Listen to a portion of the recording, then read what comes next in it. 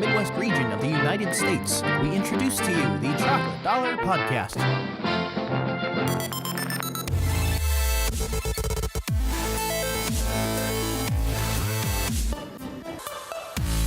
Welcome, ladies and gentlemen, to the Chocolate Dollar Show. This is Jonathan, and with me today we have Taylor Thompson.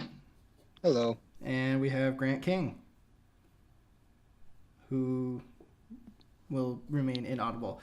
All right, so if you guys haven't been paying attention, you obviously live underneath a rock, but E3 happened by the time of this release about a week ago. And as always, EA, Ubisoft, Sony, Microsoft, and even Nintendo have some of their interesting press conference / spotlight release type announcements and stuff like that. Grant, were you able to watch any of them live, or did you just catch up on? I watched Sony's live, and I watched half of another one that I don't remember what it was. Yeah, and sorry, go for it. Yeah, what was it? I'm looking through your list right now. I think it was the EA conference because, man, it was boring. Yeah, honestly, EA. there was one thing that I was actually excited for that came out of that, and we'll get to that in a little bit. We all know what it is, but Does it begin with an S and end with a wars? yes. All right. So I guess and has a 2 in it. Yeah. Oh. I didn't ever watch any of them live. I did catch up on them though, because I was helping my sister load her moving van and stuff. But I watched every single the recaps and stuff on YouTube, so it worked out. Yeah, I guess we're going to get started. We're not going to get to every single thing that was announced because there is quite a bit. And go through everything, all of them. Just kind of figured we maybe go thing through a on the couple of highlight items, and then we can mention the other stuff if we want. But there's definitely some things that I think are mentionable. So we're going through everything. Okay. Okay. So from the top. Yes, we started everything off with EA on Sunday. They started off with a cool drum line for their announcement of Madden, and along with... I thought that was going to be something else. I was like, what's going on? Yeah. Yeah, of course they're all wearing Patriot. I knew it was Madden because they were wearing Patriot jerseys, so I was like, yeah, it's going to be, Okay. And then... Tom Brady's on the cover this year. Yeah. Oh. Yep, won the Super Bowl. Hopefully the Madden curse holds true. Yeah. Ooh. That's Yeah, rough. Them's fighting words. Anyway. Patriots fans. Yeah, so... Madden happened. One interesting thing, and honestly the only thing that I found interesting about Madden was they're doing what they did with FIFA, where they're adding the journey type thing. So in Madden they're calling it the One, which is basically a campaign mode for the sports game, which is interesting. I mean, they've had career modes and stuff. They've had before career for modes, Madden but they games. weren't stuffed with cutscenes and story type stuff. It was literally just play your character through a season more, and I think that's kind of interesting. It's different. Haven't seen that before, and it's interesting. Something I might actually kind of like to try, but not for a while, because there's so many other things on this list that I'm more excited for. They had a cool Battlefield 1 announcements. They're making a more tighter competitive experience. They're going to announce that at Gamescom in August. So it's an announcement for an announcement. Yeah, basically. Like normal E3 stuff. Yeah. Yeah. Here's everything else cool we're going to be telling you throughout the course of the year. It's all going to be great. Here's all this exciting stuff that you can only see at our conference next summer. Yeah. But it's either that or a game that's coming out in 2-5 years, something like that. That will conveniently sweep underneath the rug and pretend we never talked about when it doesn't work out. Yeah.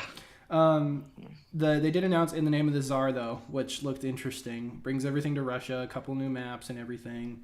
I thought it was cool how they featured Let's Players in the YouTube community in all of their their reflection of Battlefield 1 since release or whatever. That was pretty cool. No, I did not catch the E3. Yeah, I don't remember that. Yeah, well, I did not get the EA part, but there's a certain thing that we will talk about later that was brought up about free DLC. Is that the same? Is that the case with this new stuff for Battlefield 1, or is this going to be paid? I don't know. That's for Battlefield 1. DLC? That was definitely for Star Wars Battlefront 2. Yes, yeah, I know. Oh, well, see, we're not supposed to talk about that yet, Jonathan. Nobody knows what we're talking about yet. Anyways, so then they talked about FIFA 18, and then Need for Speed Payback, and then they talked a little bit about EA Originals. Okay, I'm interested in Way Out. Yeah, a Way Out. That was what I was gonna. That was one of the highlight things I thought about that I wanted to talk about a little bit. I think it's one of the first co-op only games I've heard of. Oh yeah, for a long time. Yeah. I'm trying to think of another co-op only game, and there's Brothers. Yeah, which was made by the same people who are making A Way Out. But the thing is, you can play that single player. It's just confusing. Yeah. Very hard to do. Yeah, it looks cool though. It's coming early 2018. Yeah. So that one I want to do some videos. So you mean canceled and then released a few years later? Yeah, probably. Okay. And then they another highlight item was they announced a brand new IP from BioWare, which was Anthem, which Noah described as like a Destiny meets Titanfall type thing. Yeah, kind of. It's very interesting. I'm looking forward to it. I would say Destiny meets Titanfall meets Mass Effect.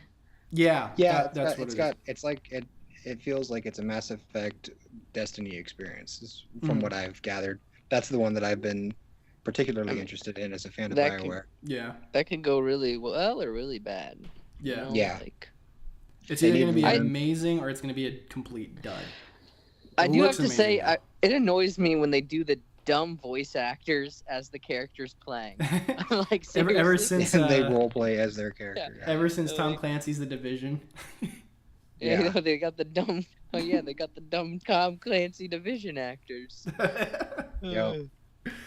I'm looking forward to that one. A lot of people have been kind of feeling slighted because they feel that now that BioWare has announced this new IP, which they've been talking about a new IP for a long time, but a lot of BioWare fans, myself included, feel that this is kind of why Mass Effect Andromeda fell flat, because they were trying to get this going. Yeah. And they kind of rushed Andromeda to appease fans. Yeah, I could see. Which makes sense. It's just, I feel that, hopefully this does well, because if it falls flat, you took a franchise that has been loved for over 11 years and put out I wouldn't say it's a poor sequel. Andromeda was fun to play, but it doesn't have the hold that the trilogy does. Are they going to do it? Where? Okay, I haven't... Which studio? Was it? What city studio did BioWare make Andromeda in, and which city studio did they make? Are they? I'm pretty sure is BioWare Anthem just one. If they're different ones, then it's kind of like they put an A or B team on it, but there's. Yeah. Okay, so I haven't beaten the game, but Taylor, you can confirm or deny this. Is there any way they could continue with a sequel to Andromeda, or was Andromeda basically a standalone? With no spoilers, it has it left it open. It closed the story of Andromeda fairly well, but it left it very wide open for further exploration into the galaxy. Beyond there's Soul. Yeah, there's stuff. Yeah, it feels like that's the next game name. What's Beyond? That? There you go. Andromeda Beyond. Okay, because I'm kind of thinking like Mass Effect Beyond. Yeah.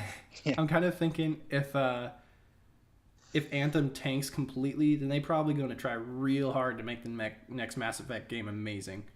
That's just, I mean, I don't know that much about the behind the scenes of all that, but that's kind of just my gut feeling. But Anthem does look really good. Hey, what was that PS3 exclusive where like the machines and you like have a bow and arrow, but there's a bunch of machines Horizon around? Zero Dawn. We're gonna get to that a little bit later. That okay. Anthem feels a little bit like Horizon Zero Dawn in the fact that it's kind of like this weird dystopian, like not dystopian, but like you know what I'm talking about? Yeah. I kind of get that feeling. It has Just that. like kind of apocalyptic, but not, and it's just, Yeah. I'm not sure that's my favorite version of a genre.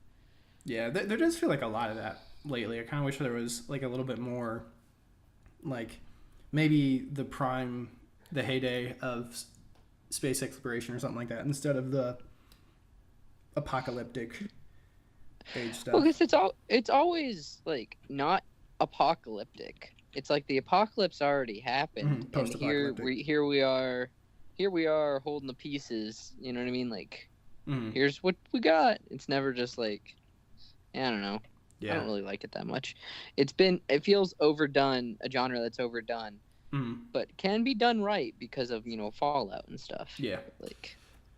All right, but Anthem looks fun. I'm excited for it. I was kind of doing a little bit of research on Anthem there for you, Grant. I cannot find the studio working specifically on Anthem, but I do know that BioWare Montreal was the ones who made Mass Effect Andromeda, and shortly after Mass Effect Andromeda came out, their staff was downsized pretty heavily.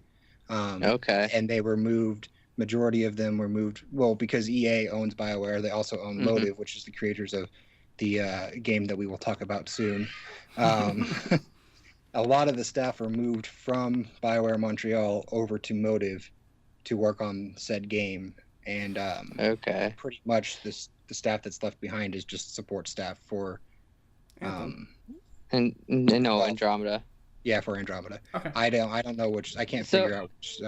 So it sounds like they kind of did like a skeleton staff to begin with to make Andromeda, and then they're like, all right, clear house, move everything over. Here's the thing, though. To me, it just kind of lately, it feels like a lot of game development has kind of shifted to the way that like movie making works, in that, it's a bunch of freelancers working on the same project for an extended period of time, like could be up to 2 years or whatever. But then after the project is finished, they kind of disperse and they go work on other projects, because like that's how filmmaking's been done for years. And game development wasn't that. It was the whole like, we're a staff, we work on the game, then we work on the next game together. Whereas now they're kind of like, okay, this game's done, because I'm moving on to the next. Because all this is owned by EA, they just kind of fluidly move through. They move their stuff around, yeah. They have so many different studios. They just shuffle. They put all the power into one, and then when they feel like they need, they want to make another game, but they want a brand. They want this other brand to be, they want, like BioWare sells games, you know what I mean? Like the name helps, Yeah.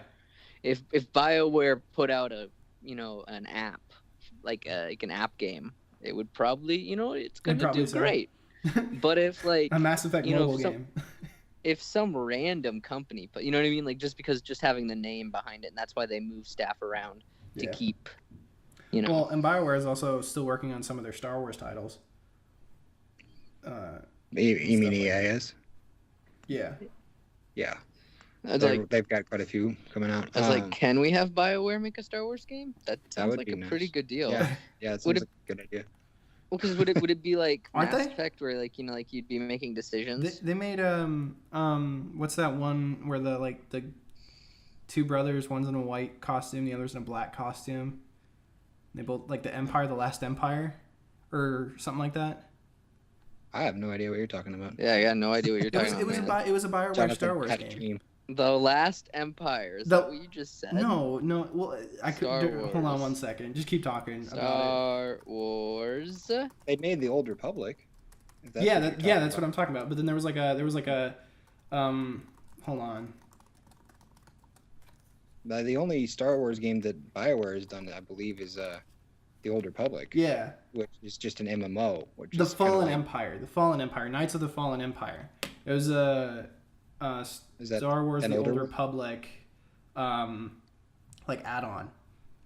Oh, okay. That's what I'm talking about. Yeah, that was happened recently. So yeah, BioWare is involved in a Star Wars title. I was gonna say BioWare's they're involved in the Old Republic, but their main IPs have always been Mass Effect and Dragon Age. Oh, yeah. And that's kind of like what they do, and they do it really well. Supposedly this is not E3, but supposedly they're in the works of a new Dragon Age game, which, Yeah, which is probably going to be next E3. So I would assume. Yeah. All right, but continuing on because I want to get to like a few other highlight items. They also did. Oh no, wait, I was wrong earlier. The campaign mode for the Madden game is not the one. That's the campaign mode for NBA Live, which is coming out soon. I don't know if they put a release date. If they did, I didn't write it down here, but that looks interesting. You know, it's an NBA game. Probably gonna get it. Jeremiah's probably gonna play with me. That's probably about it. Then now we can talk about the game that we've been teasing the whole time. It's taken us 20 minutes to get to it. Star Wars Battlefront 2. I'm really excited. Yeah, me too. Yeah, it looks awesome. I like the gameplay looks much more in depth than it did with Battlefront 1. The graphics look amazing. Yeah. It looks like, because the best part about Battlefront 1 was the graphics. Mm-hmm. Everything else was kind of meh or yuck altogether. Whereas like this one, I like the comment he made earlier when he was talking about it. It's like we've had positive feedback and we've had constructive feedback, and like how they're no you like had... a 3.2 on Metacritic. yeah, or whatever it was. Yeah, but that's constructive. Battlefront looks cool. The campaign that they're throwing into it, I like that they're also kind of taking a different step, because in the original Battlefront games, the campaign was basically just kind of like play through the iconic battles of the Star Wars universe as a clone trooper. But it was cool. It was cool. Yeah. I'm not dogging it in any way, shape, or form, but I like how in this one they're actually like creating an original story with it instead of just like, making you a background character of the main Star Wars saga. Yeah. And now we're gonna be confused if this is canon or not. I'm pretty sure it will be. I mean, I'd imagine like Lucasfilm does have a say in what happens. If I in some see of a their Disney games. logo, I'll accept it. As canon. Gotcha. Well, but the story is supposed to bridge the gap between Return of the Jedi and The Force Awakens, kind of like how Rogue One bridged between 3 and 4 a little bit. So that's what they had the actress who voices the main character in the campaign on stage kind of talking about it, and that's what she said. So, that's it. Oh, and something that I know Ed is going to be... It's dangerous to have actors speak about their roles because they usually just spoil it. Yeah, she actually did a good job, though. I thought she did a good job. But man, I thought she did a good job. She didn't. Let's be honest. Everyone's going to be wanting to just do the multiplayer all the time. No, that's everyone's going to play. Oh yeah, no, that's how many people play the campaign of Battlefield 1? You know what I mean? Yeah, it's just multiplayer. Yeah, I mean you're not wrong, but at the same time, it's interesting that they're doing that. Yeah. Now, and something I know that Ed is going to be super excited about. They're bringing back the couch co-op. I'm more interested if they had online Galactic Conquest. that would be good. That'd be fun for us, especially. Oh yeah, definitely. Getting us four together seems to be very difficult, and online Galactic Conquest seems like it would be a very good thing for It Takes Four to Tango. Oh yeah, definitely, I agree. That would be a lot of fun. Yeah, but they're bringing back couch co-op, which I thought was a pretty neat announcement. Oh yeah. They're adding. It's good that games have couch co-op. Yeah, they're adding a lot of content, and then especially in today's day and age, where like everything is about single player online experiences, where it's like, yeah, no, screw you. If you only have 3 consoles, you're gonna have to take turns or whatever. But getting a little bit further, they're gonna have a lot of content between all the eras, including the new era of Star Wars. Which is going to be interesting. They added a class system, and if I understood correctly, you get like battle points in the battle, and then you can buy a gun mid game or purchase the hero perk or something like that. I mean, that's how it worked in the original one. If you had enough kills, you'd get a shock trooper and get options to play as like. Yeah, except for this one's actually going to be like, the credits build up and you use them like the battle points or whatever. Unfortunately, I think one of the things that kind of made the first one unplayable for a lot of people was the skill gap. Mm-hmm. I mean, once certain players got to a point, they pretty much had control of the entire game. Yeah, they had control of the entire game, where a lot of the weapons were very powerful. A lot of them can one-shot you. I had a friend that always send me screenshots, and he'd be like 30-2 in the game, and everybody else in the lobby was like 5 and like 12, and he just like I'm bored of this game. Yeah.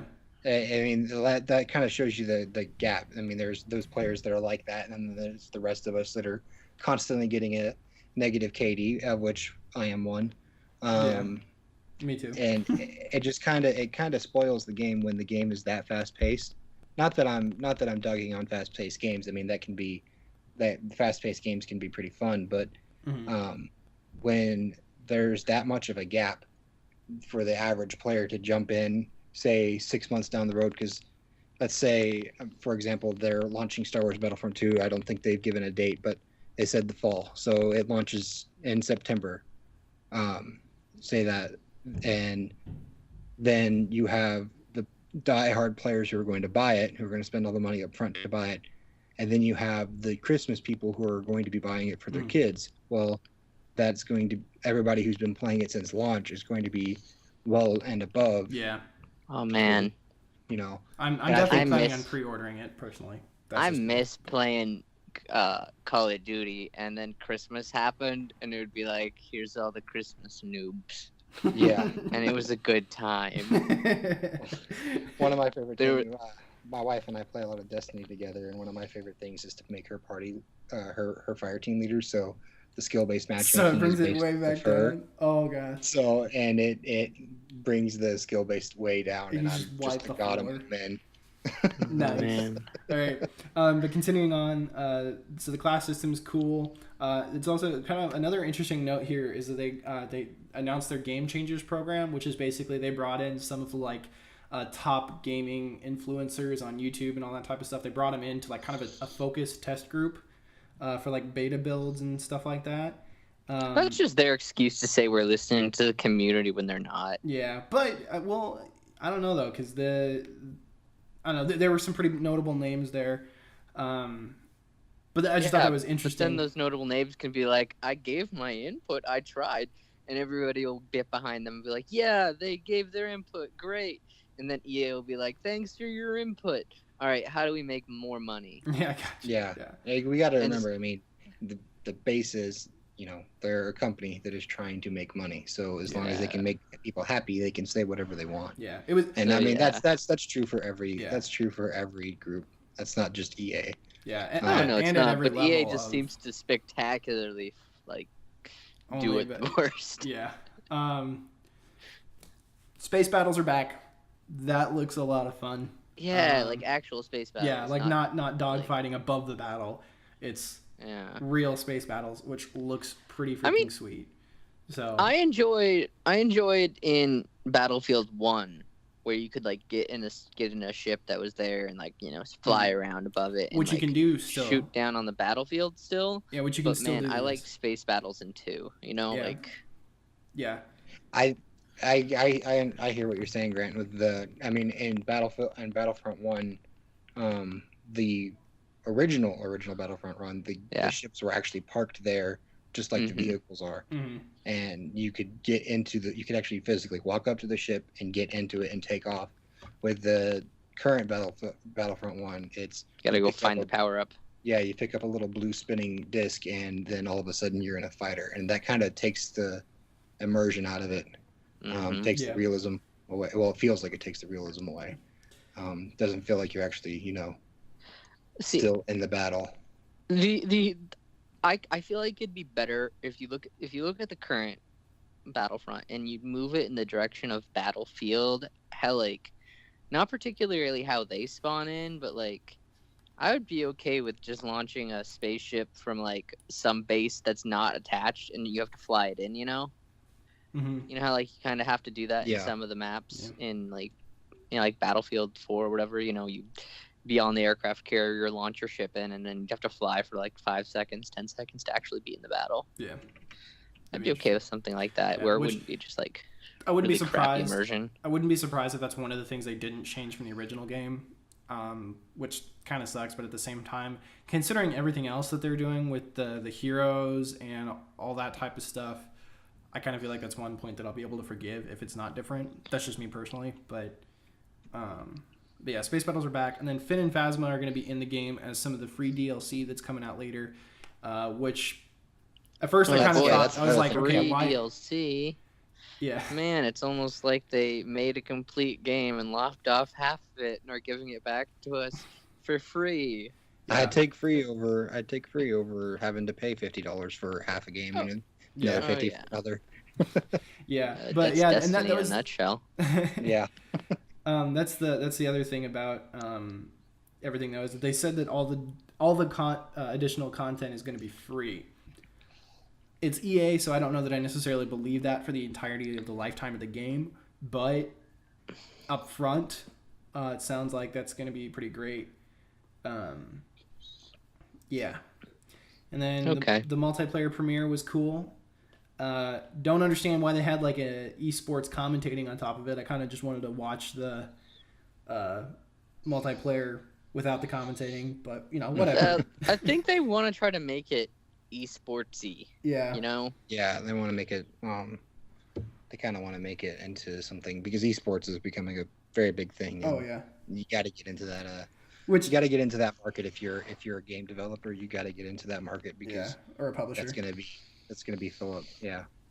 Mm-hmm. That being said though, like kind of one gripe that I have is when they make esports out of sports games. It kind of annoys me because I'm like, I would rather just watch the actual sport. It's way more impressive, to be completely honest.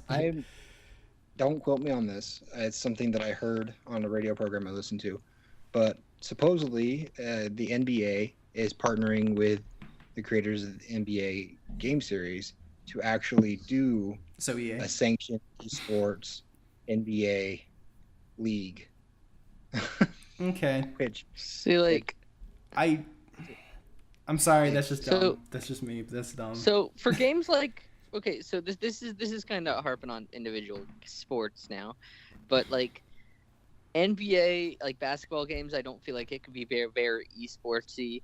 Soccer games can be a little bit more esportsy because there's a lot of skill that goes into into like actually playing it.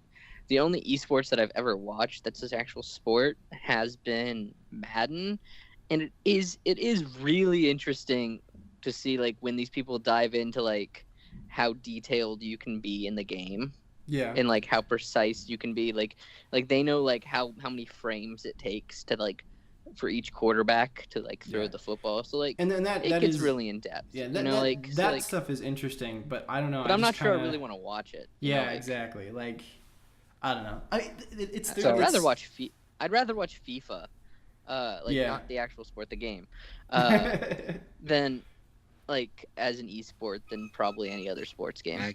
My kid's screaming. I'm sorry, guys. Okay, that's fine. Just blame it on Jonathan. Yeah, it's Jonathan screaming in the background. He has some reverb on his mic. I just looked it up because I wanted to make sure that my information was correct. But yes, Take-Two and the NBA are partnering together.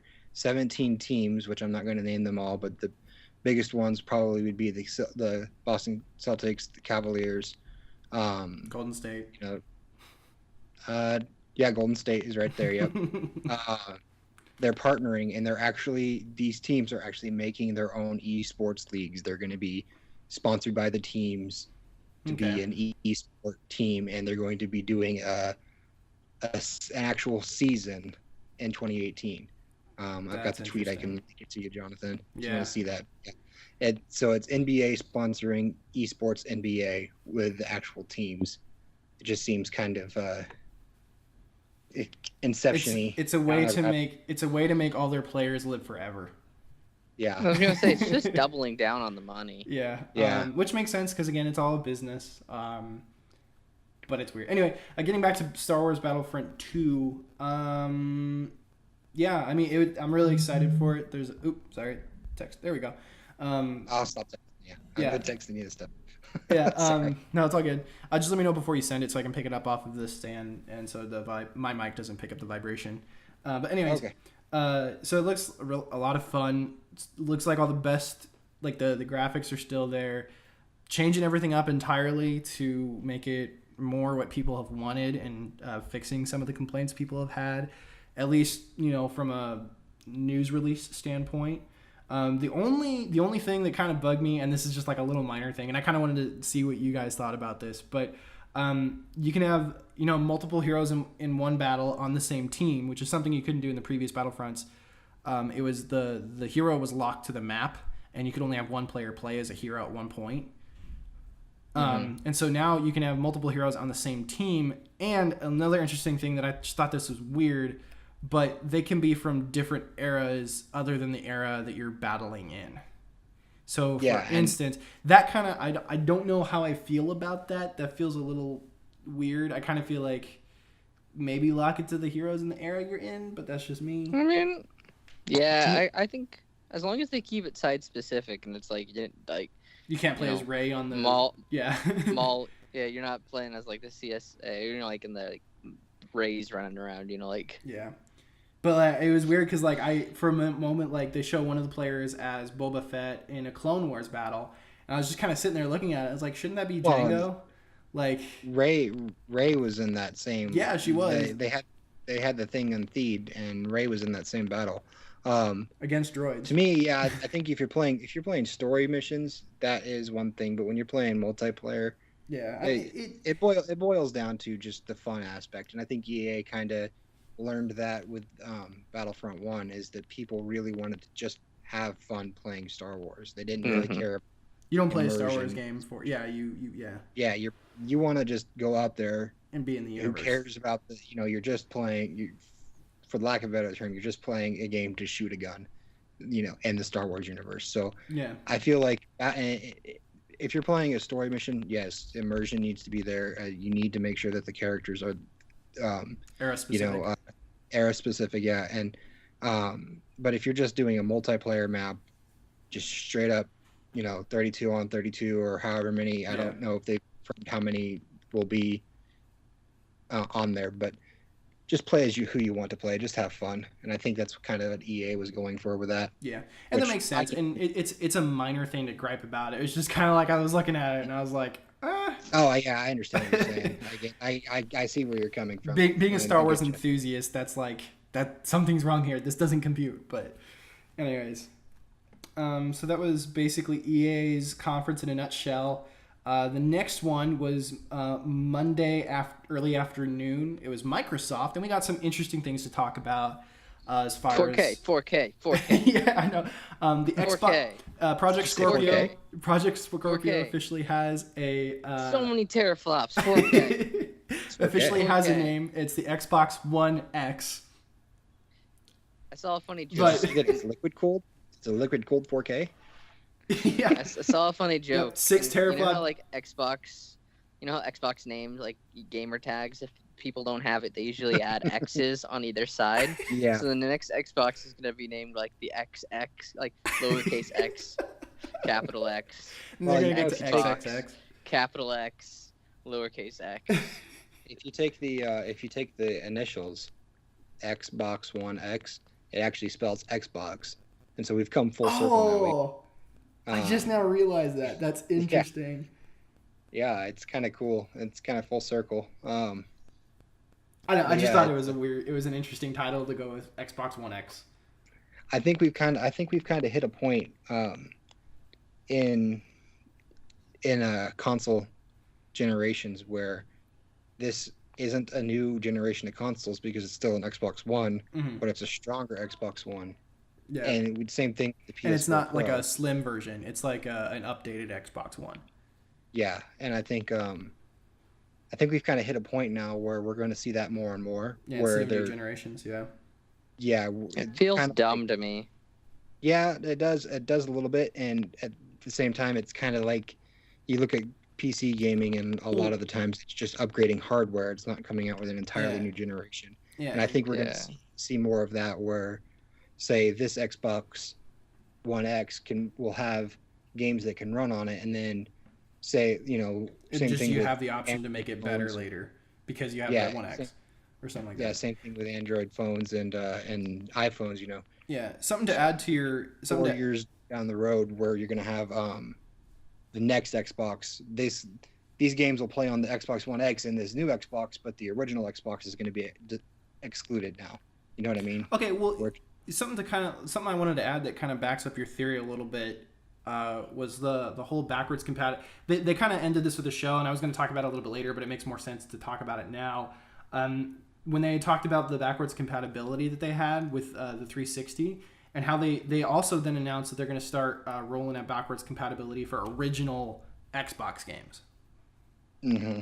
And so it's kind of like, okay, so if I can play original generation games on this same console, which the whole reason that they were talking about why backwards compatibility wouldn't work is because, how can you advance the technology when you have to make the technology bind to the game, if that makes sense. So if you're doing that, I don't know, just an emulator. Yeah. And I think I think a lot of the problem, I think they just were concerned about originally they were concerned about making the Xbox One powerful enough to run an emulator program, which they kind of, as throughout the years gone, more and more models have been, and software has been updated to where they can now. But I think that's what the original problem was. Well, emulators made from scratch from the community, they take a long time to get stability and 100% game usage. But they literally have the code for those other systems, so making an emulator is as easy as making a dev kit that they give to people and call it an Xbox. It's literally just a PC loaded with software, so they just need to, you just need to separate out a small portion of the hard drive and be like, Xbox 360. There you go. Yeah, but anyway, it's not groundbreaking. It's not hard. It's because they make it sound hard because they want it to be new when they do it. Yeah. But getting back to the One X, I did write down the specs here, which everybody probably already knows them, but just for the sake of 4K. 6 teraflop GPU clocked at 1.17 gigahertz, 12 gigabyte GDDR5 memory, 326 gigabytes of memory bandwidth, 4K. 8+ million pixels, HDR, wide color gamut, premium Dolby Atmos sound, 4K Blu-ray playback, new processor, liquid-cooled vapor chamber, compatibility with all Xbox One accessories and games. So now you can be like, even vape, bro? My Xbox vapes. They talked about super sampling, and it's the smallest Xbox ever, which that's kind of cool, but, whatever. I'm not sure a hard drive and put a solid state in it, so now it's smaller. Not sure how I feel about this, every couple year upgrade to the same generation as well, because some people are pointing out, it's like, well, we do that with our phones, and the difference is that we lease our phones. We don't straight up buy our phones. I bought my phone. I bought my phone. Okay, well, never mind then. But, yeah, so I don't know how I feel about it. Xbox One X contract looks cool. And everything. Yeah, Mr. iPhone user over there leasing his stuff. Grant has an iPhone too. Oh, Grant, you're supposed to be on my side here. I would be. It's just the fact of the first iPhone I got was free. And you're already integrated in the ecosystem. Deals.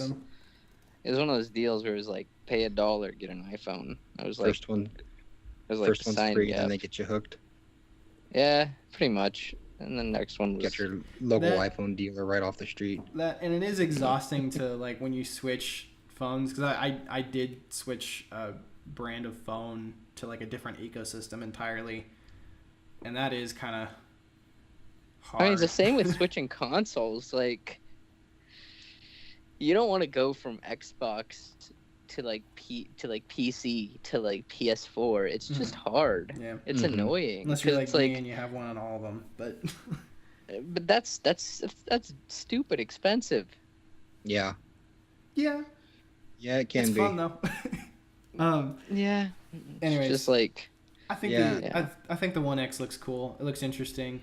I'm probably not going to get one when they're brand new. Just because, I can basically play everything on the Xbox One anyways. Pretty much that. And the other thing is a lot of games are becoming compatible with games with Windows. No, not that, but the Windows 10, Yeah, Windows 10, yeah. That, and then so also, If I really want to play a game and I really want it to look really nice, I can just get it on the Xbox One, play it on the Xbox One, and then play it over on my PC. Yeah. I hope that more publishers start getting into that, because as it is right now, the majority of them are just games that are published by Microsoft specifically, is it not? Yeah, Forza. Yeah, pretty much Forza. Forza. And, yeah, that that's the one that looks the best. It's a platformer. Gears of War. Yeah, it's a platformer. The ReCore, that's one as well. Yeah. I completely forgot that game even existed. Yeah. Supposedly it's pretty good. I haven't played it myself, but I've heard mixed reviews. But anyways, yeah. I have the Xbox 10 demo for it on my laptop right now. Xbox 10 demo. Wow, we've jumped a few generations. Anyways, we're tired. Windows 10, excuse me. Right. Speaking of Forza, they announced Forza Motorsport 7, which all of a sudden E3 became a car show at that point, because they revealed the brand new supercar Porsche at E3. 911, the Porsche 911. Yeah, which apparently comes out on October 3rd. That was kind of weird to me, because I was like, I'm here to watch games, not learn about cars. But okay, that's cool. I mean, it was cool though. Okay, I'm gonna go on a side note real quick. That's what I think E3 is going to become, because they opened it up to the public. I think when it was just reporters, they didn't need to like really hawk their crap to everybody. You know, they like the reporters there just wanted to see the stuff, hear the details, write the story. They're and maybe get they weren't there for a fun experience. They were there for a job.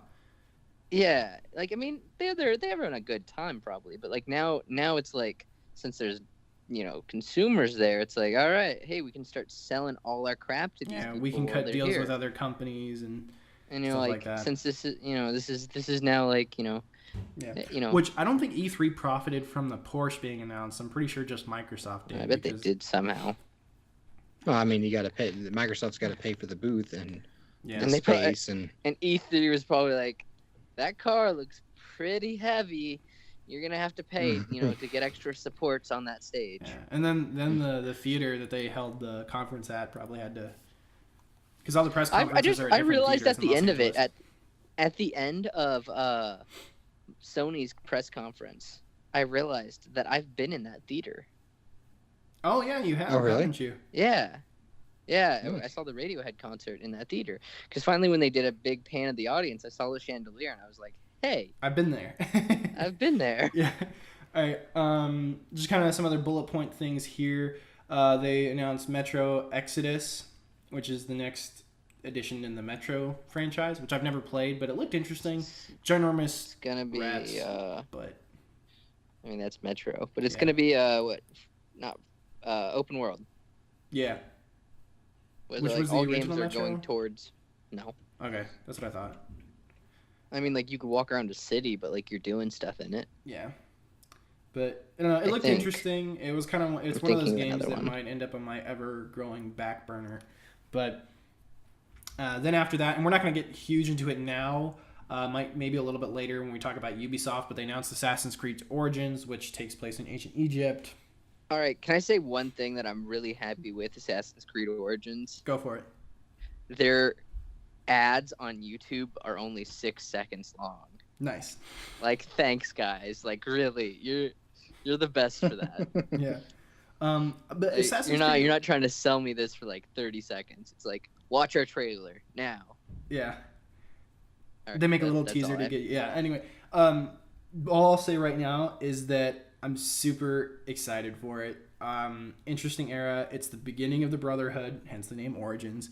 And it's also the same team that did Black Flag, which in my personal opinion is the best Assassin's Creed game to date. Yeah, I would agree. And so... Not the movie. And so October 27th is going to be... Too soon. Fun, and I'll definitely be playing Assassin's Creed Origin. I'm beat Unity, and I got to play Syndicate, but I was a little surprised that it was coming out so soon. I'm not necessarily, because they deliberately didn't really talk about it last year, because they announced outside of E3 that they're going to be taking a year off of Assassin's Creed because of the way that Unity went. It wasn't great, and Syndicate, which was a good Assassin's Creed game, at least from what I've heard, suffered sales because of Unity's shortcomings. And so I think they really kind of wanted to give that, and like the team has probably been working on it for a couple of years now, and they probably just wanted to really polish it and finish it off to make it really good. Usually like E3 is like, we're gonna hype train this for like a year and a half and then release it. Yeah. And like I like that they just shot this straight out there. Dude, if I had a game company, I would announce it at E3 1 year, release it, and announce it 1 year, wait for the next E3, have the game playable for people there, and then release it a week after the second E3. Yeah, that's what I would do for every single one of my games, because E3 would just, the first year gets people interested and gets you knowing. The second year gets people hyped because it's actually working and running, and then just drop it right there. It's playable now, and then like, Yeah. All right. And then next, they talked a little bit about Mixer. Not a whole lot behind that. And then the Xbox app. Yeah, which is basically their version of live streaming. Okay, next. Yeah. This one was pretty cool. Pretty popular Steam game has been PlayerUnknown's Battlegrounds. Battleground. Yeah, which looks fun. I'm thinking about getting that on PC. Yeah, me too. But this is interesting in that it's coming to Xbox exclusively as far as consoles go. Like, it's not going to be on PlayStation. Until a year later, when their contract runs out. Probably, but it's got some interesting Xbox enhancements, apparently. 4K. But aim assist. Yeah, I'm still probably going to get it on Steam instead of Xbox, but I just thought it was kind of cool that, like, it's always interesting because, like, when you have a console version of a game, a lot of people tend to consider that, as far as, like, the general public goes, like, the mainstream realm.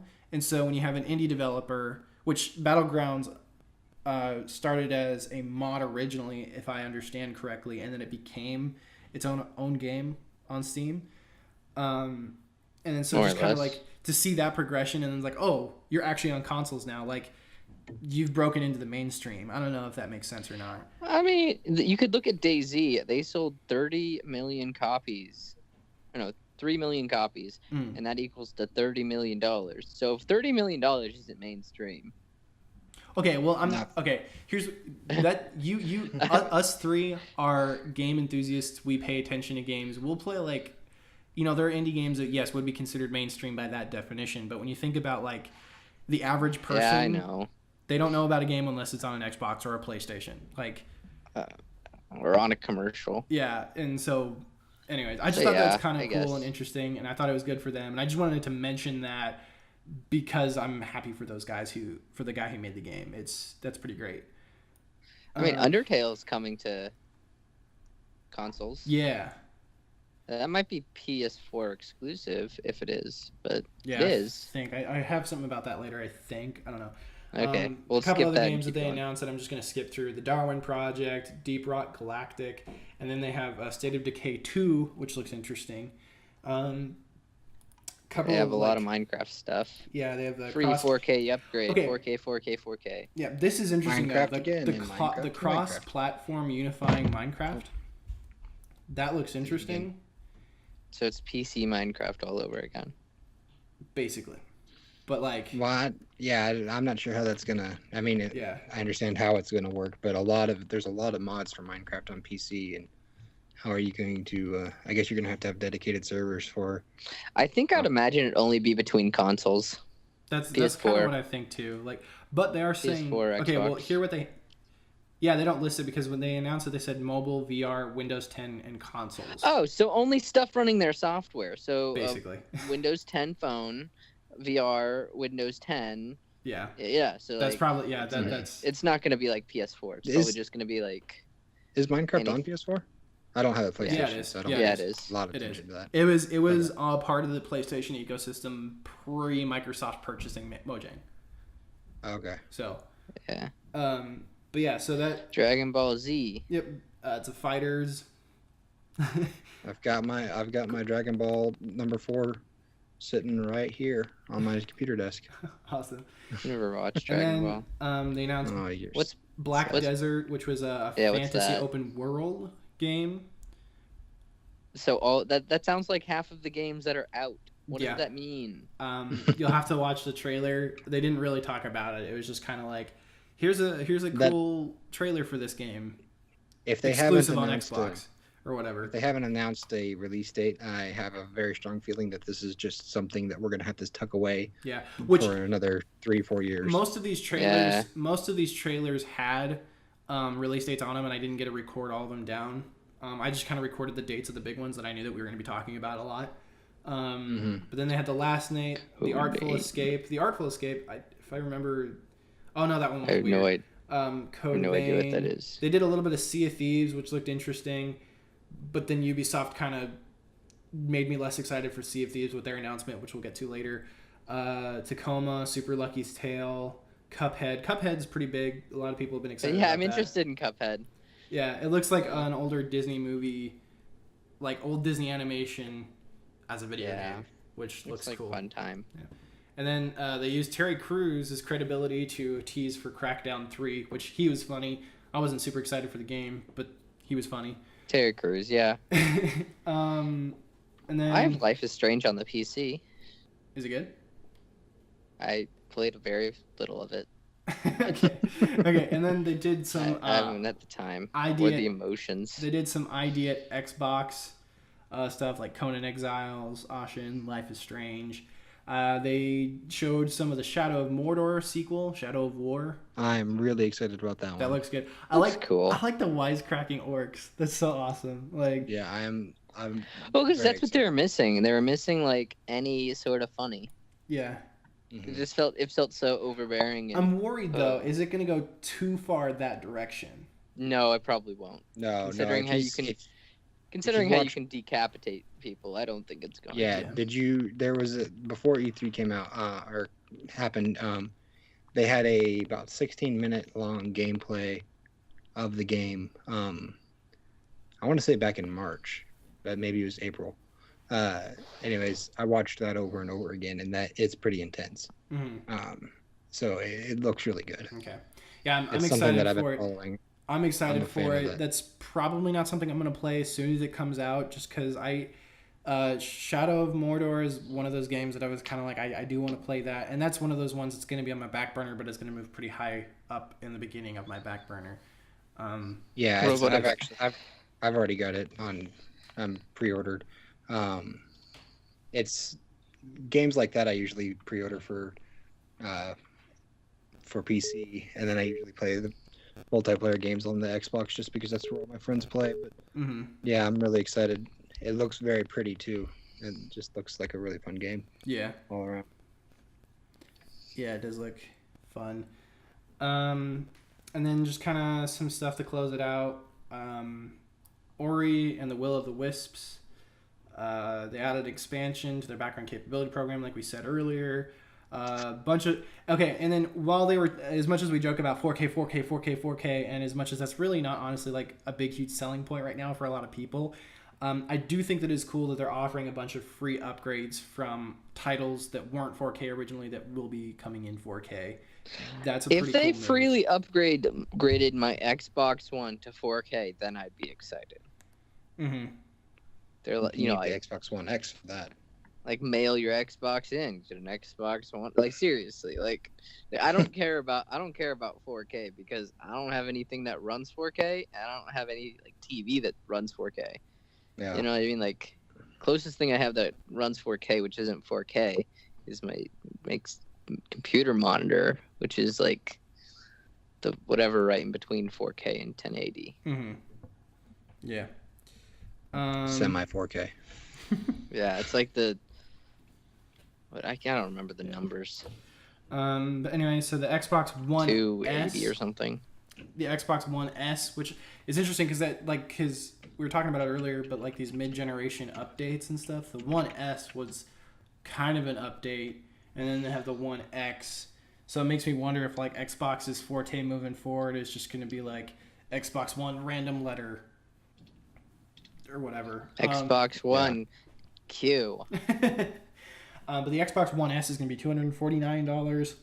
And then the Xbox One X, when it comes out, is going to be $499. So a $500 price point again for a console. A little much. Promise that wasn't me this time. No, I know that. Silence your phone. It was Amanda. I do have it on silence. Otherwise, we'd be getting this annoying text tone. And if I turn it's not silence, that's on vibrate. Anyway, keep going. The cost is right at, what was it, 500?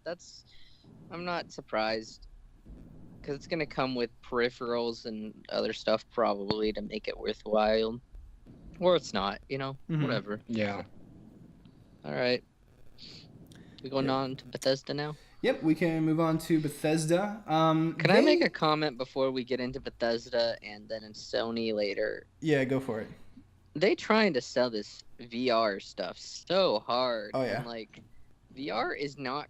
It's not cool to talk about VR. It's cool to play VR. Yeah. But, like, man, like, Sony killed it and just talked about VR for, like a good 5 minute like showcase of VR stuff, well, and it's like, honestly, I was really disappointed with Bethesda this year. They fell flat. Yeah. Yeah.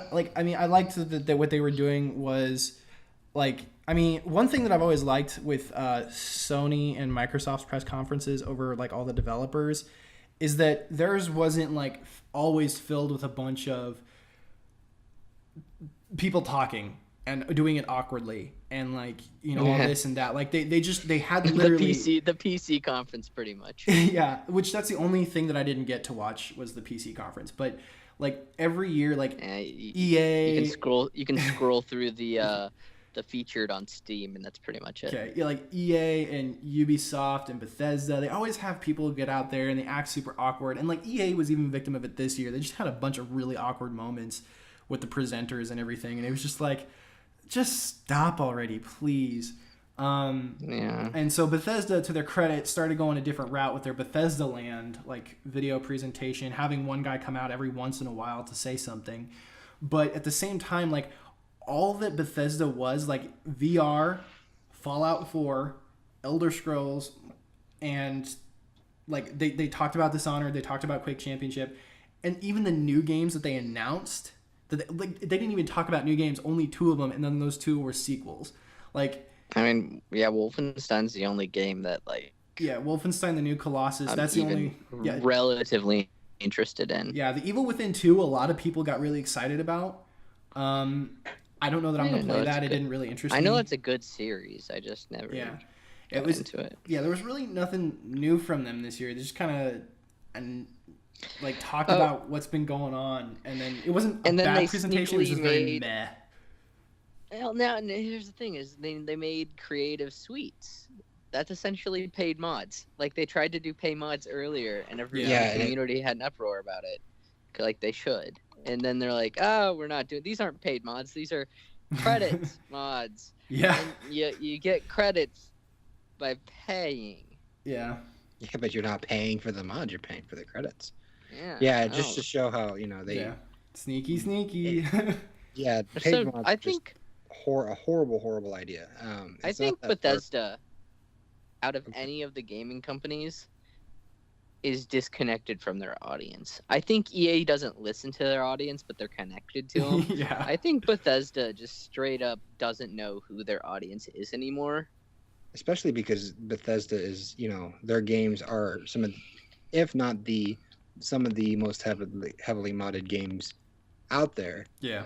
Yeah. And to try to, market that after years and years of this, it's not going to go well. I mean, the games that they were talking about, joke. There was nothing, those games are great games, and not saying that Bethesda's a bad company and that their games suck. It's just that, I kind of feel like they're not, it didn't really feel like they cared this year.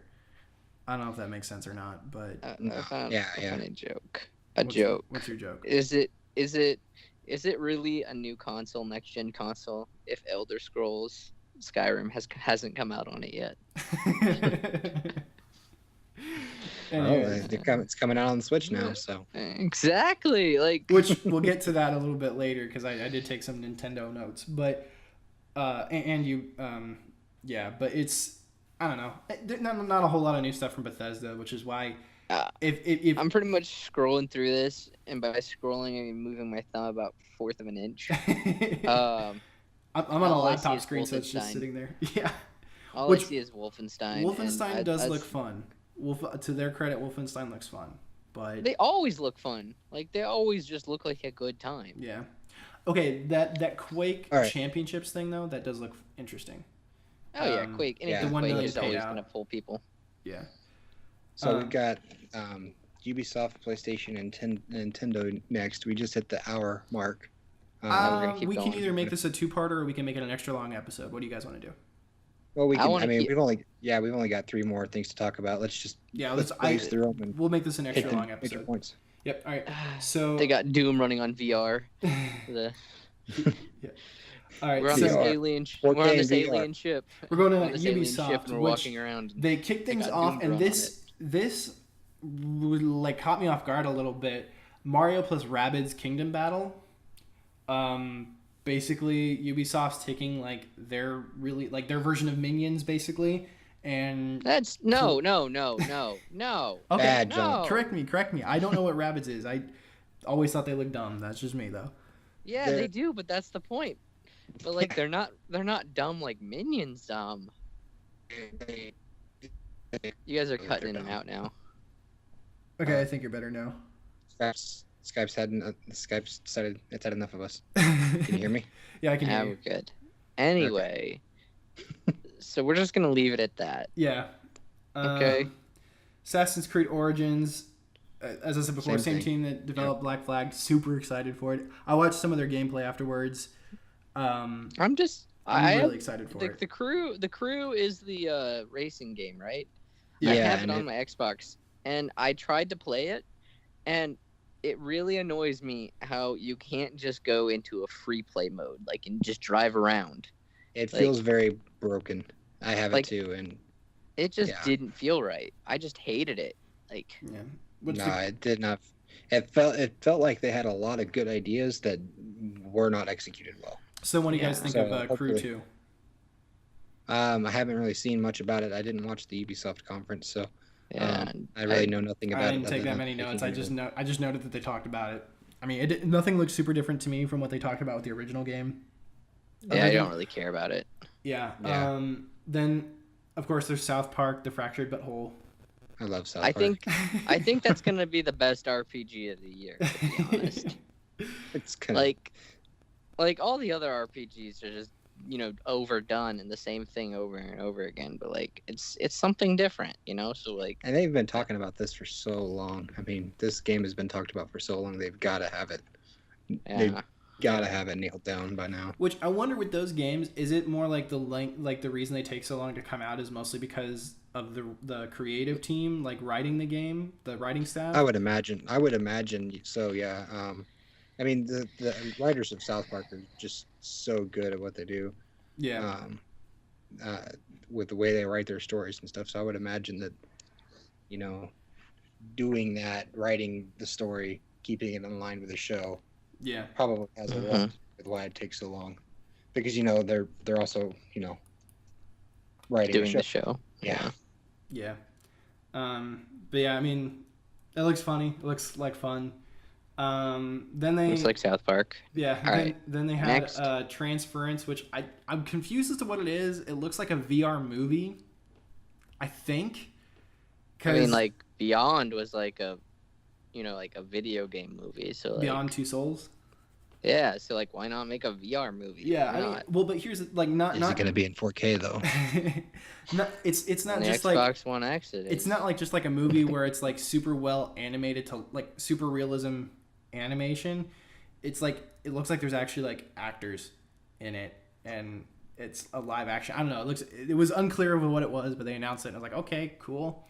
I mean, sure. Okay. Why not? Okay, and then the next one. This is the game that made me less excited about Sea of Thieves because it's Skull and Bones. It's a shared. Basically, what it looks like is they're taking Black Flag and stripping the Assassin's Creed elements out of it, and then putting that out as a game, which I am totally down for. I bet that would sell because like ship gameplay in that game was pretty much the best ship gameplay we've had. Yeah, they're taking the naval combat from the Assassin's Creed 4 game and using that. And they weren't like shy about that. They were straight up saying, yeah, that's what we're doing. Like we're taking the engineers that did that and they're making this, and then we're gonna make it an open shared world. I don't know. I'm super excited about it because I loved Assassin's Creed 4. The naval combat in it was amazing, and I was just thinking, man, if I could just play with my friends in this type of game mode, that'd be awesome. And then they go and announce Skull and Bones, which is coming out in fall of 2018, and I'm like, yes. What's the art style for that? It's basically what you would expect from the description I gave earlier, in that it's like basically Assassin's Creed without the Assassin's Creed lore. I honestly like a different art style for it. I think that'd be more fun. Okay, well, we don't need another gritty, you know. You'll have to check out the trailer. I'll make sure to send a link to you after we're done here. You'll have to check it out and let me know what you think, because it's I mean, like you can see a difference, but it's also like that kind of realism to it a little bit. I don't know that there's going to be like the parkour. It looks, from what I can see, it looks a little bit more vibrant than. Okay, that's good. That's a good color palette. Something with more color. Okay. Yeah. You know, you're already up a lot of blue, so you know. Yeah. But yeah, I don't know how you guys feel about it. I was kind of hoping to be able to convince you guys to like at least rent it sometime so that we could all play it. Is it in VR? Nope. Is it in 4K? Probably. Is it on the Xbox One X? It's probably gonna be on both consoles. X Plus. It's probably gonna be on all consoles. All right. Anyway, Just Dance. Okay. Yep. All right, Just Dance coming out next. Yep. They announced the second South Park game, South Park Phone Destroyer. So basically South Park, yeah. And then they okay. Starlink Battle for Atlas, which looks like Skylanders but in space.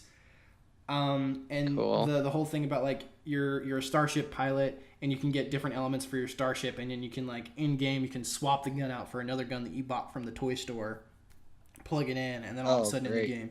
Yeah, so another can I like throw my Nerf blaster on like the thing? And like, how does this work? Mine Anyway. like honestly, it's kind of funny because that game looked kind of interesting to me, and then they started showing like the ship model and the toy and all that type of stuff, and I was like, oh crap, I don't want to do that. Crap, I'm 5. I mean, it looked like an interesting game, interesting art style, interesting palette, everything, but the dumb toys. Anyways, they talked about Steep a little bit. They announced kind of like, which has Steep come out? I've been out of the loop on that game. Has Steep come out? Yeah, it's been out. Okay. Because I was gonna say, if they just announced the DLC for a game that's not even released yet, that kind of scares me. But looks interesting. They announced the Road to the Olympics edition to Steep. Then they showed some stuff about Far Cry 5, which I know that at least Grant, I don't know about how you feel about Far Cry, Taylor, but Grant, I know that you kind of had a little interest in Far Cry, the franchise. I mean, I always have, yeah. Yeah. It looks interesting. There was a bunch of talk pre-E3 that it was going to be like a spaghetti western game, which a lot of people were like, well, that's dumb because Red Dead Redemption 2 is coming out soon, so, you know, you're going to compete against that. But I wouldn't. Yeah, but it's which have you guys seen anything of Far Cry 5, or is everything brand new what I'm telling you right now? No, I know a little bit about it. Yeah, it looks interesting. It takes place in it's a cult in a Hope County, Montana. It looks fun. This is where all cults actually are. I might actually this one I've always wanted to try one of the Far Cry games. This one I think I might actually just try it because it looks interesting. I think Far Cry... I don't know about this story, and I don't know about 4's story, because I never actually played through 4's story, but Far Cry 3's story, I think, is a very solid story. Mm-hmm. I like that one. Yeah, which... maybe I might just end up playing Far Cry 3 finally, and then playing Far Cry 5 much later, but... Do you own Far Cry 3? Nope. No, I was going to bet you did. No, I don't. Just sitting on a shelf somewhere. No. I could get you Far Cry 3 from a friend. He has that on PS4, I think. Oh, okay. Well, we'll see. Would that be Far Cry 4? Because I don't think Far Cry 3 that came out with the PS3, Xbox 360 gen. I don't know. Anyway, keep going. And then they closed stuff off, which like I honestly had no idea what this was until they were talking about it, and then people exploded because apparently the community behind the original of this game is really huge. They announced Beyond Good and Evil 2. Yeah. Yeah, which I was super confused. I mean, I've always known that's been a game and had a big community behind it, but like I've never played it. But like people freaked out at this. Like you could hear the crowd going nuts during the conference when they announced it, and I don't know. It looks kind of interesting. I like the trailer. Yeah, the trailer was good. I was weirded out at first, but then as it kept going, I was like, okay, I kind of like this. Like this is cool. So Beyond Good and Evil 2 is announced. Moving into the PlayStation conference, which this one will be the most fresh in my mind because I watched it literally 3 hours ago. I watched that one last night. Yeah.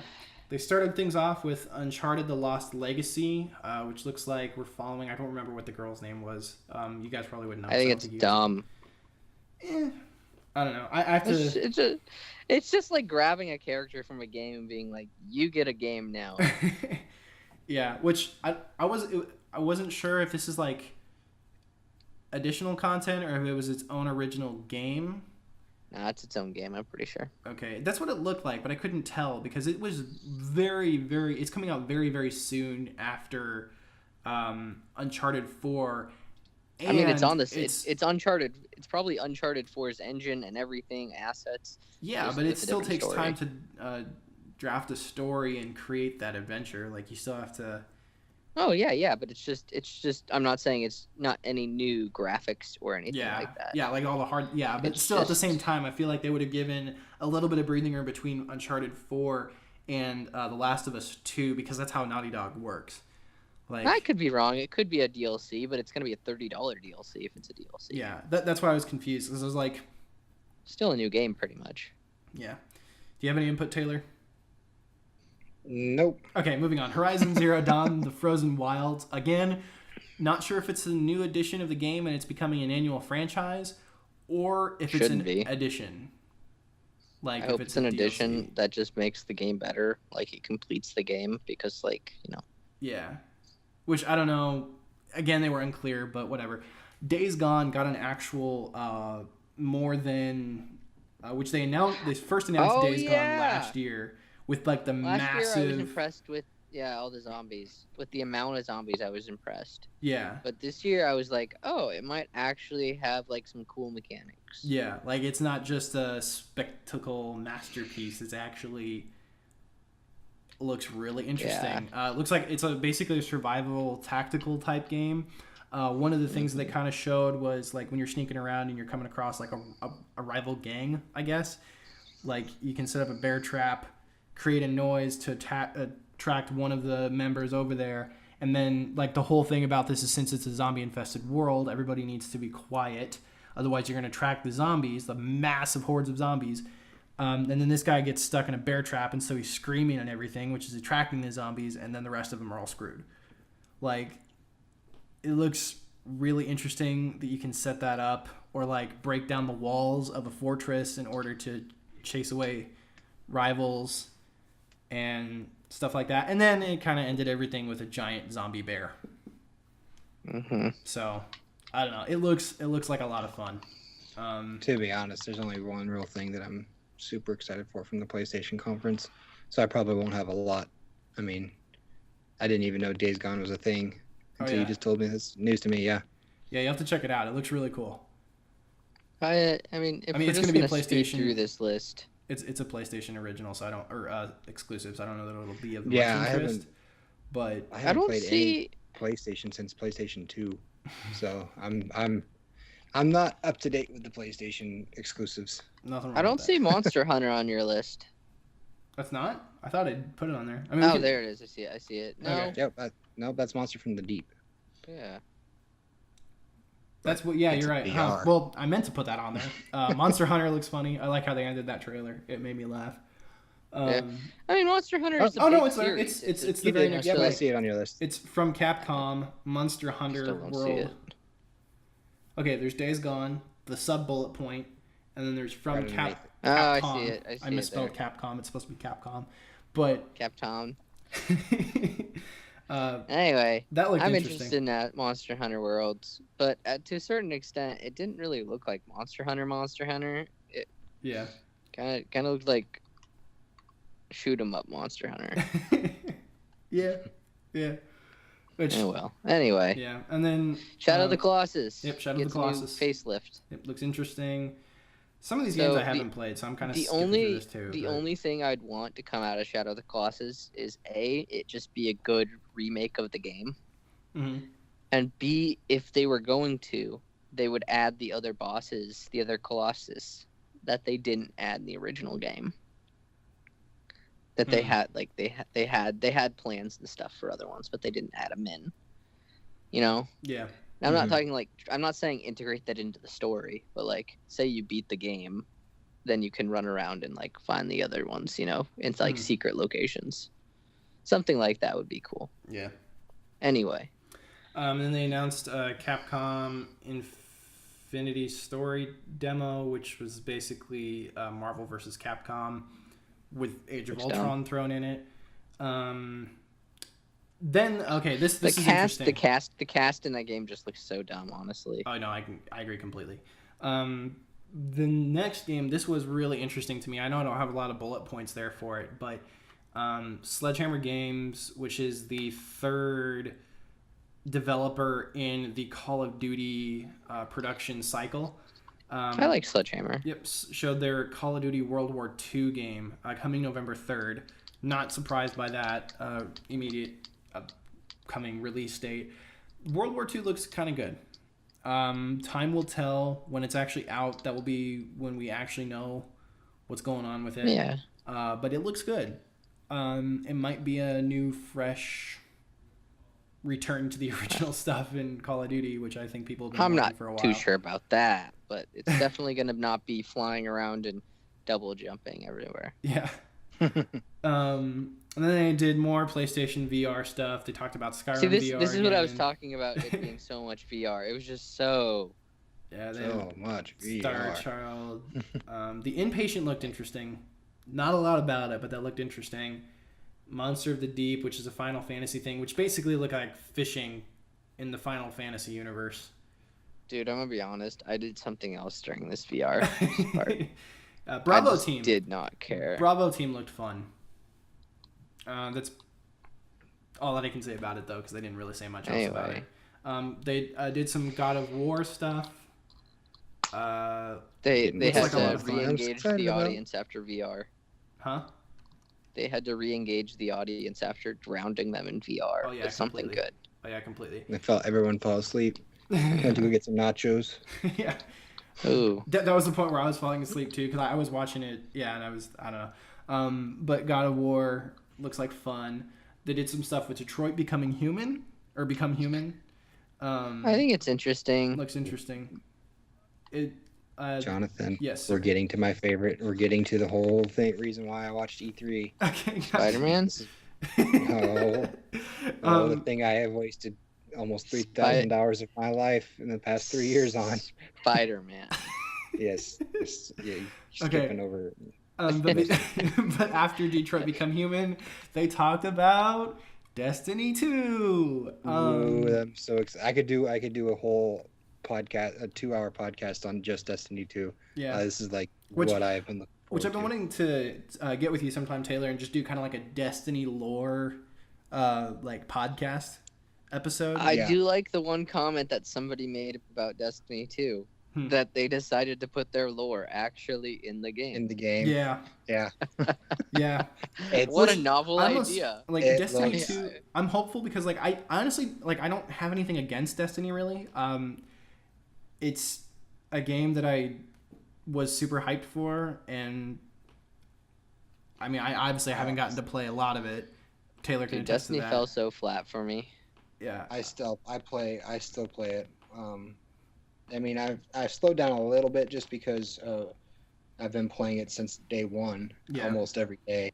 So I've slowed down a little bit, but my wife, now that she's done with school, has picked it up again, and I've been playing with her for the past probably a couple months, and been getting back into it with her and getting ready for Destiny 2 to come out. But yeah. I'm very excited for Destiny 2 to come out. I think it's going to be a big improvement. A lot of the Destiny community, there's like a little joke that basically we've been playing a 3-year long beta for Destiny 2. Yeah. Which I almost wonder like how much of that is actually true. Like, yeah, I mean, it does feel very, from what I have seen through, Bungie did their own event 3 weeks ago, to announce to Destiny do the big 2, yeah. Destiny 2 reveal. So they, a lot of the stuff that they announced with this was already stuff that had been talked about. There wasn't anything super major. There were some things announced, but like, for example, I think the biggest thing they announced for Destiny 2 this year, or at E3, was the release date, which got moved up a couple days, and the beta, which is, if you pre-order it, the beta for PlayStation users is the 19th through the 23rd, and 18th through the 23rd, and then Xbox users is 19th through the 23rd, and then everyone else is. Do you want to do a Destiny 2 beta live stream? I would love to do a Destiny 2 beta live stream because I will be playing it every day. Yep, let's do it. We'll you gotta get it pre-ordered though. When I get back, I'm planning on pre-ordering it. When I get back from out of town, we should figure out when we want to do that so we can plan accordingly. Just gonna pre-order it, then return my pre-order. But what if you enjoy the game and you want the game? I'm not gonna spend money. You're gonna love Grant. I think you can afford it. If you can afford a $40 loot box, I think you could.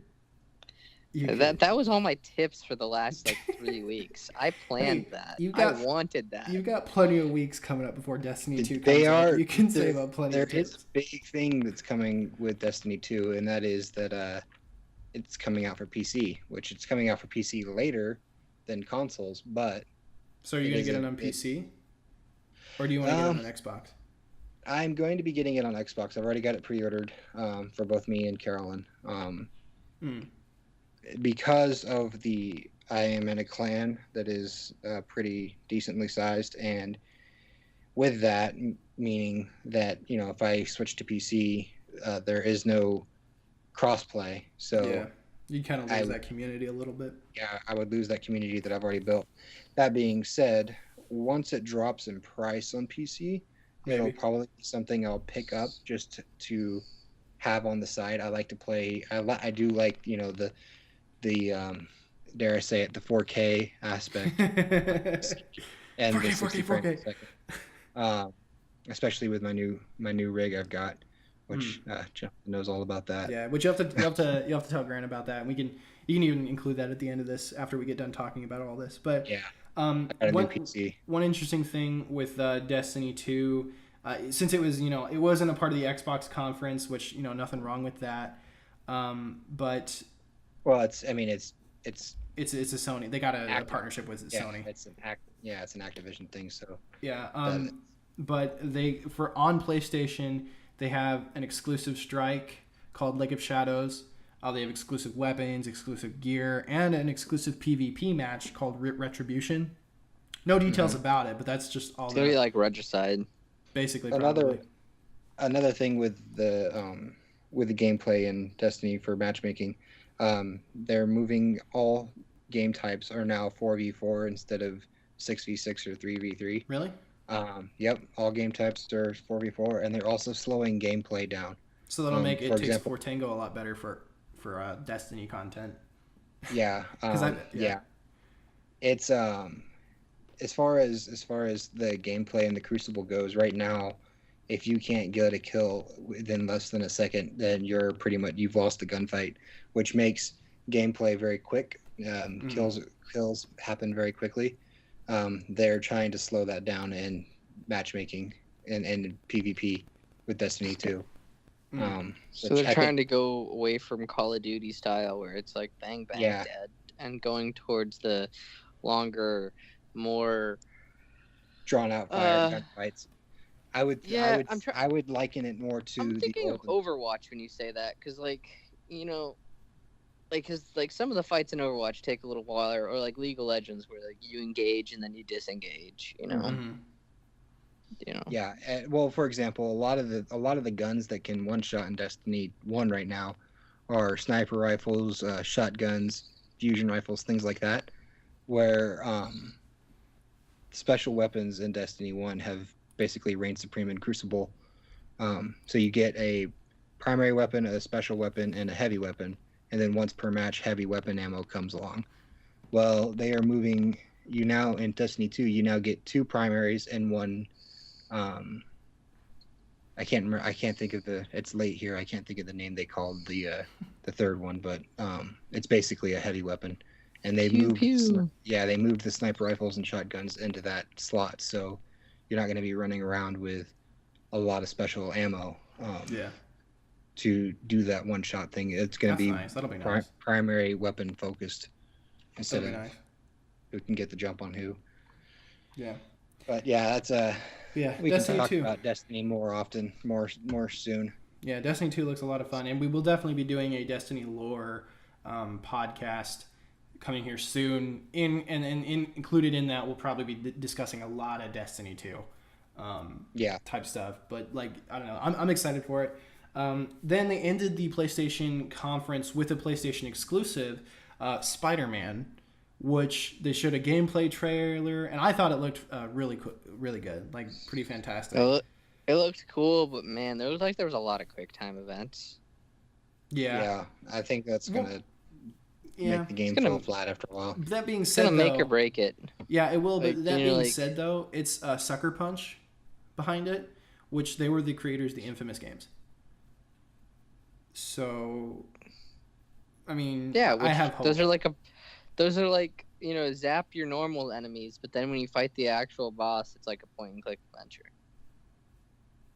which isn't a bad thing. Yeah, I mean, it looks and like another point. Hey, Jonathan, do you ever finish Second Son? Nope. hey, Jonathan, do you know who finished Second Son and doesn't even own it? Noah.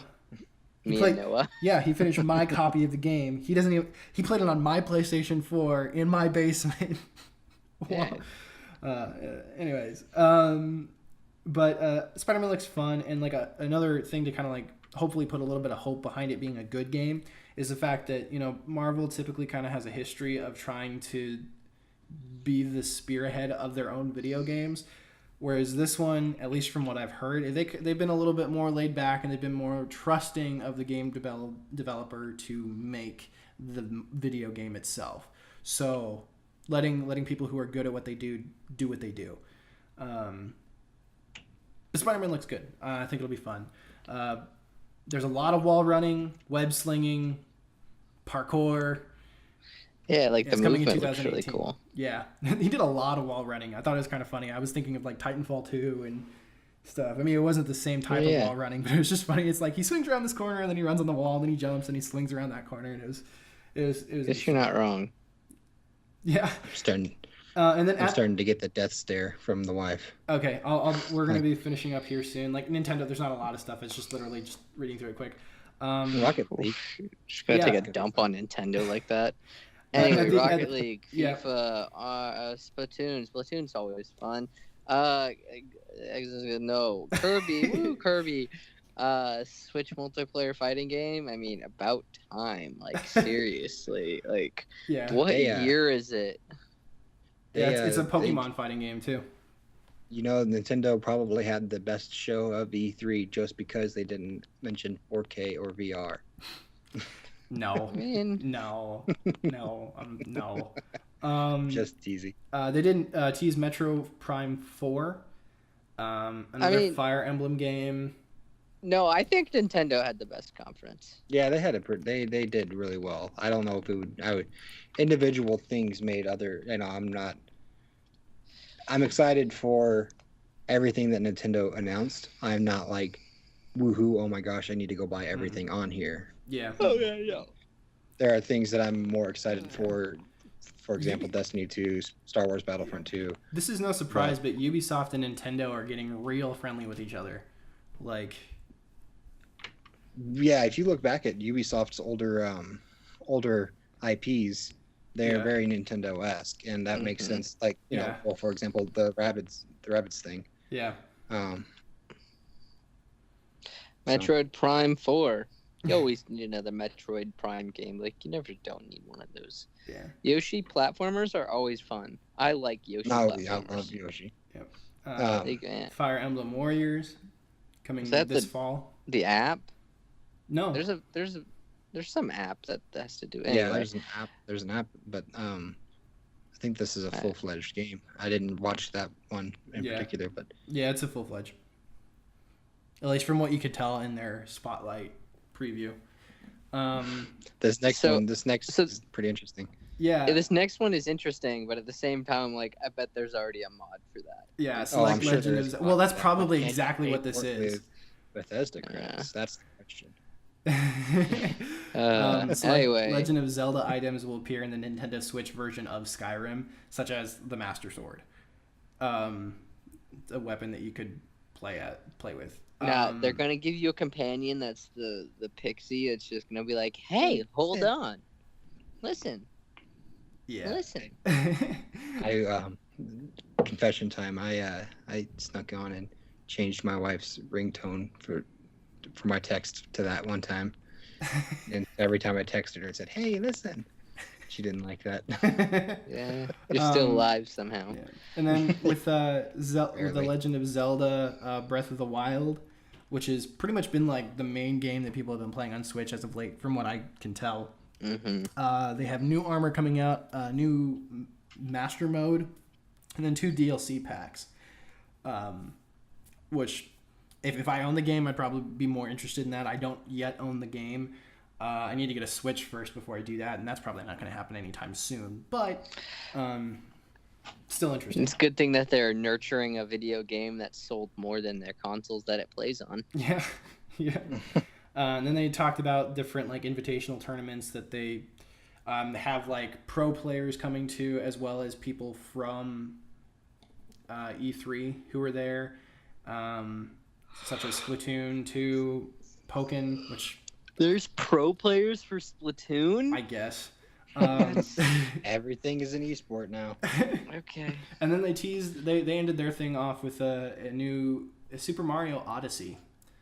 Okay, I want to make a quick comment on that. I think Super Mario Odyssey is if it's as good as like Sunshine and all the other like, you know, world ones, then it's just going to be a really solid Mario game and like just do fine. It looks like you throw your hat at somebody and you can possess that person. Yeah, you become them. Yeah. It's interesting. Yeah, E3 pretty much that. E3 this year, not bad. Some pretty good stuff. Really quick before we end it here, what are your top 3 things that you're hyped for after the first run of press conferences at E3? Because E3 is going on this week as of this recording. There's going to be a lot of new announcements that come out as a result of that. But as for far as like the each one or the entire thing? Just overall, like top 3 stuff. Or you can do top 5 if you want. I'm gonna go with Star Wars Battlefront just because I have to fanboy that one, like no matter what. The one that starts with an A that I can't think of all of a sudden. Anthem. I mean, I want to see where that goes. If they have another trailer next year and it's still good, maybe. I believe it's coming out very soon. Yeah, I thought it was but you know what I mean, early like 2018 or later this year. Yeah, I think it's spring. They say that, but you know. Yeah, they always say that. Anyway, then the Super Mario Odyssey. I'm that one. Okay. So did you guys want to do 3 or 5? Seems... 3. Okay. I already did 3. Okay. You did 3. Okay. How about you, Taylor? Yeah, I am. Well, I'm gonna go with things like Grant said. I'm really excited about Anthem. I'm a big fan of BioWare, but that isn't like it's not supposed to come out until next year sometime. So I'm gonna have to put that one on the back burner for now and go with things that are coming out this year. I would say probably number 3 for me would be Shadow of War, just because I love Lord of the Rings and I liked the Shadow of War game. Or Shadow of Mordor game, so I'm looking forward to the sequel. The number 2 for me would be Star Wars Battlefront 2. That's going to be a must-have. I'm going to be playing that. Definitely looking forward to I'm really excited about the free DLCs. And then number one, I'm sure you both can probably guess, and it's got to be Destiny 2 for me. Gotcha. I have put so much time into Destiny 1, and I love Bungie, and I love the stuff they do and what they make. And I squealed like a schoolgirl when I watched the the new trailer with Gaul, the Cabal Emperor.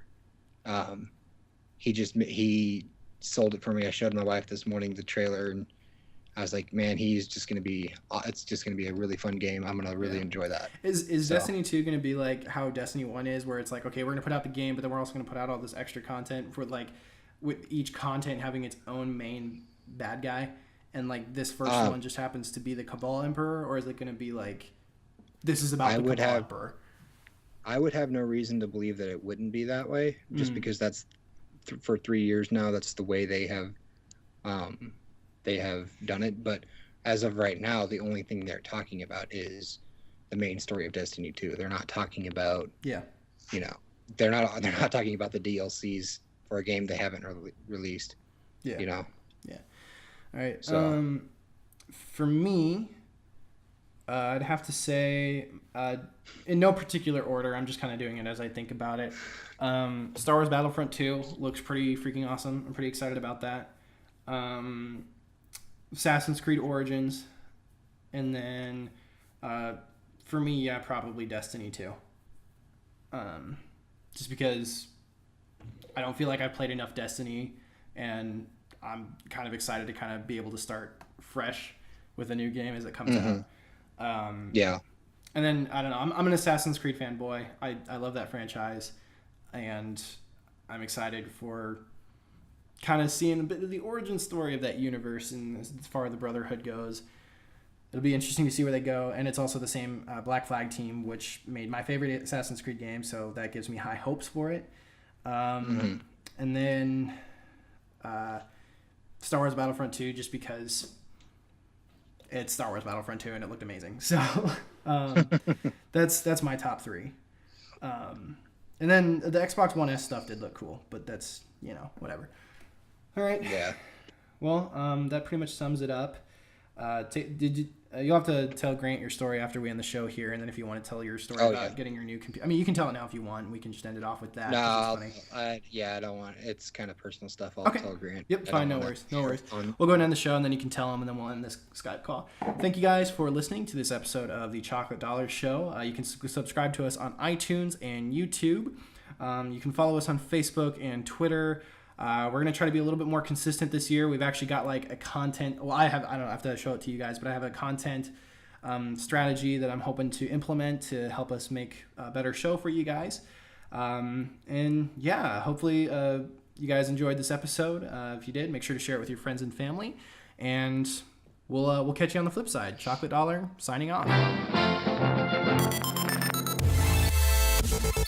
Thank you for listening to the Chocolate Dollar Podcast.